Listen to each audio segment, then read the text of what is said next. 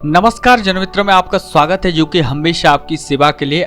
आज 22 को new notice आया है एमसीसी के तरफ से कि जो कैंडिडेट एलिजिबल है स्टे वैकेंसी राउंड के लिए उनका जो है क्राइटेरिया क्या क्या है हम लोग देख लेते हैं। और ये अर्जेंट नोटिफिकेशन है, मैंने आपको पहले भी बताया हुआ है, लेकिन एमसीसी की तरफ से जो नोटिस आया उसके बारे में हम लोग थोड़ा सा देख लेते हैं। तो चलिए यहाँ पे देखा है, लिखा गया है the eligibility of the candidate for stay vacancy round of UG counselling to be conducted by MCC and state counselling may be noted as under. मतलब नीचे दिए गए जो रूल्स एंड रेगुलेशंस है स्टेट और एमसीसी दोनों कंडक्ट करवाएंगे इसी रोल के तहत।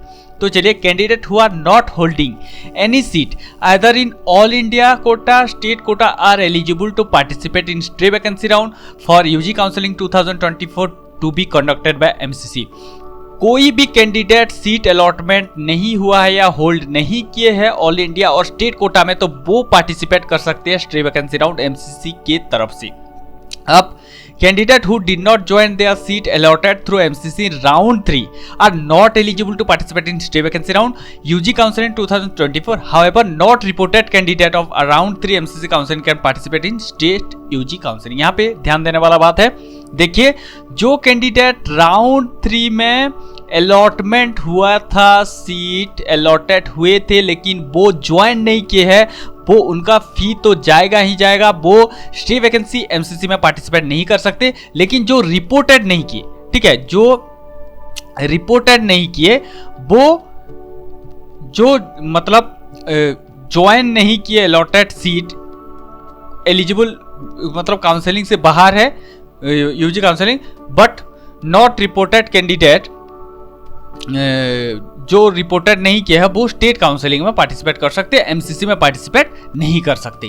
अब चलिए, candidate who have joined state quota seat through earlier round are not eligible to participate in stay vacancy round UG counselling 2024।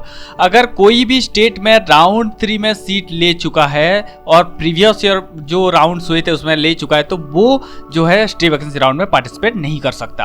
अब the security deposit of candidate who do not join in their allotted seat in stay vacancy round will be forfeited and such candidate will be debarred from taking NEET exam for the next year। यहाँ पे ध्यान देने वाला ये सबसे important point कि अगर जो सिक्योरिटी डिपॉजिट आप दिए होंगे स्टे वैकेंसी राउंड में वो तो जाएगा ही जाएगा। अगर आप सीट नहीं ज्वाइन करते हो, स्टे वैकेंसी राउंड अलॉटेड होता है सीट, स्टे वैकेंसी राउंड में सीट अलॉटेड होते हैं, आप ज्वाइन नहीं करते हो तो आपका फी तो जाएगा ही जाएगा। बट और एक चीज होगा कि आप नेक्स्ट ईयर नीट दे नहीं सकती, ठीक है।